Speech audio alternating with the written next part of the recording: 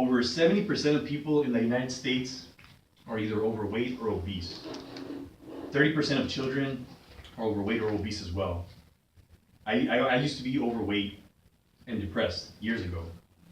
I remember I used to drink a lot of alcohol, and to numb the pain, then I would wake up with a hangover, and then the pain would come back, the depression. After that, I would then get a greasy burger to relieve my hangover. And then after that, to make me happy as well, because I was feeling really depressed, so I would just eat to make me happy. And then after that, I would then go back into depression.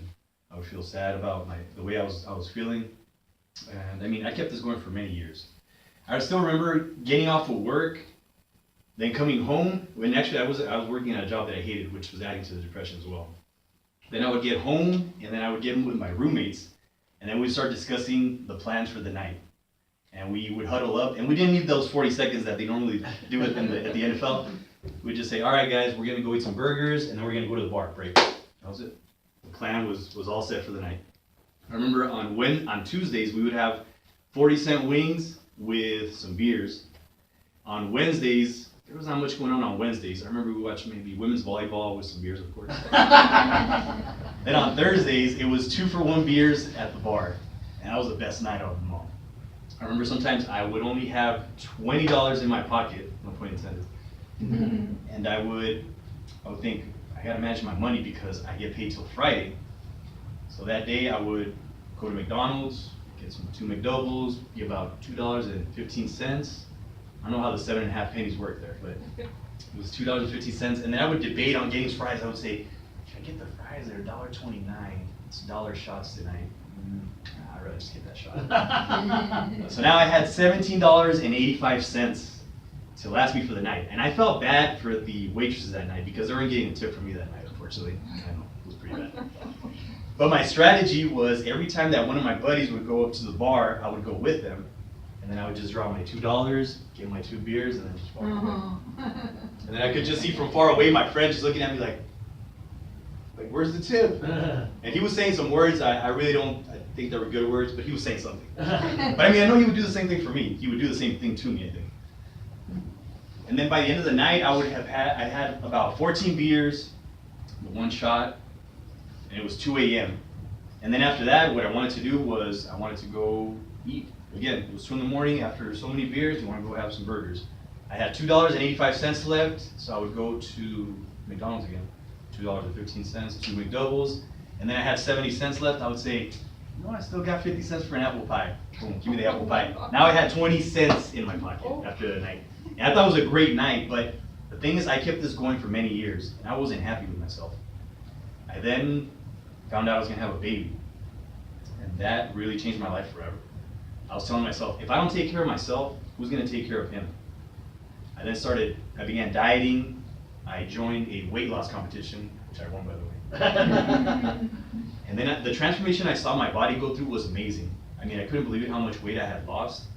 And it made me just feel happier because I could run with my son or just do a lot of things that I never thought I could have done if I had not lost weight.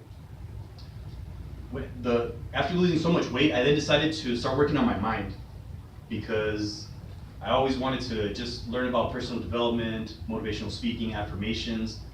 And that gave me the confidence to do other things that I never thought I would have ever done, which was stand-up comedy. I started doing stand-up comedy, and at first I was terrible. I mean, I would get maybe 1 success out of 30 performances. It was pretty bad. I'd be bombing, but I was learning, and I was happy that I was finally doing what I've always wanted to do. I would have never had the courage if I hadn't lost the weight and hadn't worked on myself mentally. After that, I then was listening to an audio by a great motivational speaker by the name of Les Brown, and he said that he used to be part of a club called Toastmasters, and that it made him a big success. And I started thinking to myself, you know, maybe I could go. I was into sales at that moment. I was thinking maybe I could go sell some toasters and become a big success, just like Les Brown. And then I found out that it was for public speaking, which was even better. I was very excited to go ahead and give my speeches because I actually had 1 speech prepared already that I had written out, but I just didn't know where I was going to give it. And then when I found out about Toastmasters, I gave my first speech immediately. I got into it really quick. I was really excited just about giving speeches. And then I was invited to go watch a speech at the auditorium. A competition at the auditorium with 4 inspirational speakers. that really motivated me that day. And I was looking up at the stage and I was telling myself, I want to be on that stage one of these days. And luckily enough, 4 months later, I was on that very same stage competing. I couldn't believe it. It was so exciting. It was euphoric. I mean, I was just so happy. It was one of the happiest moments of my life.